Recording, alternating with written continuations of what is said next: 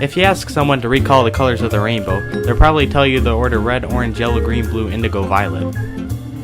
At first it may seem like the obvious correct answer that everyone used since kindergarten, but if you look closer you'll see that RYGCB is actually incorrect. Here are the 3 main reasons why RYGCB is misleading. Reason 1. There's no cyan.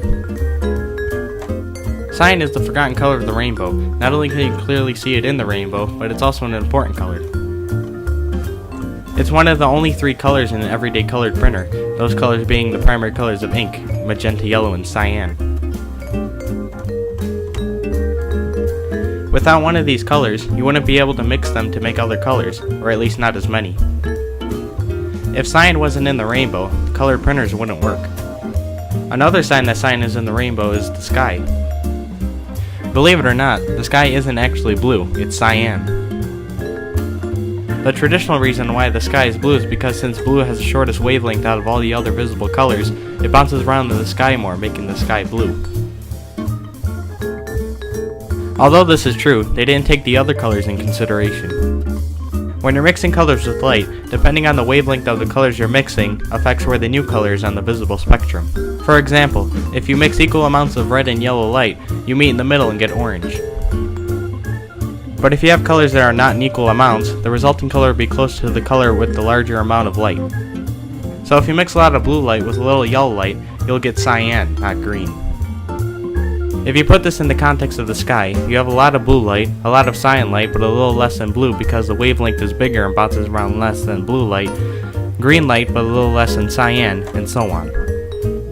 Because you have more shorter wavelengths than long, the final color is toward the lower end of the spectrum, but not at the very end because you still have wavelengths from the other side, resulting around cyan. And since the sky turned cyan due to this, it's clear proof that cyan is in the rainbow. Reason 2. Indigo is stupid. If you want to put indigo in the rainbow, you also might as well put in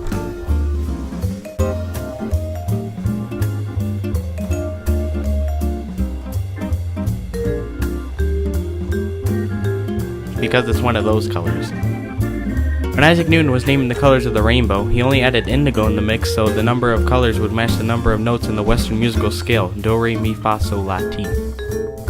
He called cyan blue and blue purple or violet. Then he just threw indigo in there to get the number he wanted. But at the same time, I don't blame the guy because it is hard sometimes to tell exactly what color you're looking at, which leads me to my next point. Reason 3. Purple is an illusion. When I say purple is an illusion, I mean it's not physically a color. Same goes for magenta. Purple and magenta don't have one single wavelength like the other colors do. They consist of 2, red and blue. We know this because when you mix red and blue, you get purple, and those colors are on opposite sides of the visible spectrum. And like I said before, when you mix 2 colors equally, they meet in the middle. When we do this with red and blue, we get green, so why don't we see green instead of purple? This has to do with the human eye. We have 3 different types of cone cells in our eyes, red, green, and blue ones. Each cone is specialized to detect a specific wavelength of light, red, green, and blue, which makes sense because they're the primary colors of light. So when we see red light, our red cone is triggered and sends a signal to our brain saying that we're looking at something red. Same goes for the other cones.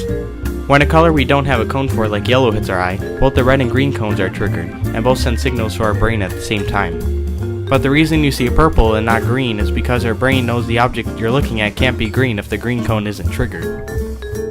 But light is still hitting our eye, so your brain is forced to make new colors, them being purple and magenta. As a result of this, our brain thinks color as a wheel and not a straight line like it actually is.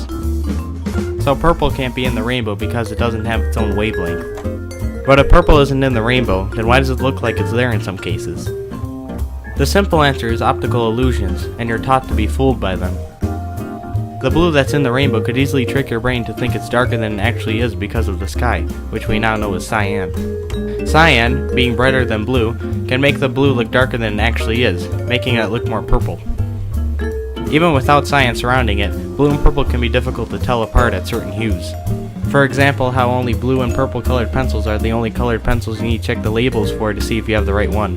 But sometimes purple is actually in the rainbow because the colors can repeat, which is in the case of a supernumerary rainbow.